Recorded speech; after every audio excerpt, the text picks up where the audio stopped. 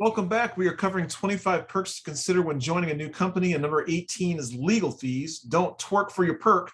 Otherwise, if you do, you may have to leverage those legal fees and that system that is available to you if a company offers it. So legal fees is one of those things where you can basically pay a monthly fee if the corporate or company or corporation offers it, and it allows you to kind of go in and well, I think it's LegalZoom is kind of a similar comparison, right? And sometimes I think they even offer you LegalZoom services in some of those, but you pay a monthly fee and you can get things, written up like a will or, starting a corporation or whatever that looks like. And it's at a discounted fee. And actually most of the time it's free, but you got to be careful when you go into certain attorneys. You got to call them and make sure that they're not going to come back after you for additional fees outside of the basic that they offer, right? A lot of times those lawyers and attorneys will offer you just a basic template fill out, and that's all it is. But you may have something that's a little bit more complicated that may not be covered, with those legal fees. And so you really need to read the fine print in terms of what is actually covered there.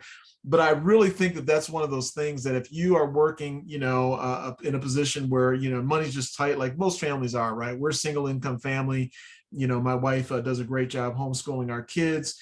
And, it's a decision we've made, but we're a single income family. And so, some of these things are, benefits that will help with the pocketbook at the end of the day. But if you're going into something really, really complex, I will tell you that you do need to, again, read the fine print, because a lot of times that's not covered. And I've checked into those things before. And, again, it's one of those things where, read the fine print at the end of the day, especially when it comes to working with attorneys, right? I'm not a big fan of attorneys or bankers. You'll find if you hear it with me. And again, I think attorneys have a much higher standing, if that's tells you anything.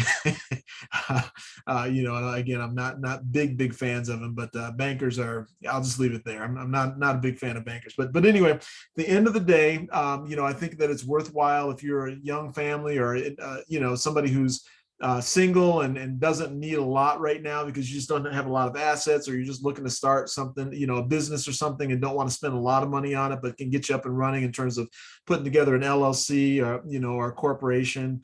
This might be the way to go, and to check into that and take advantage of what's there. So anyway, again, one of those nice perks and something you should consider. But that's going to do it for this video. And if you wouldn't mind, I'd greatly appreciate it if you would just take a couple of seconds.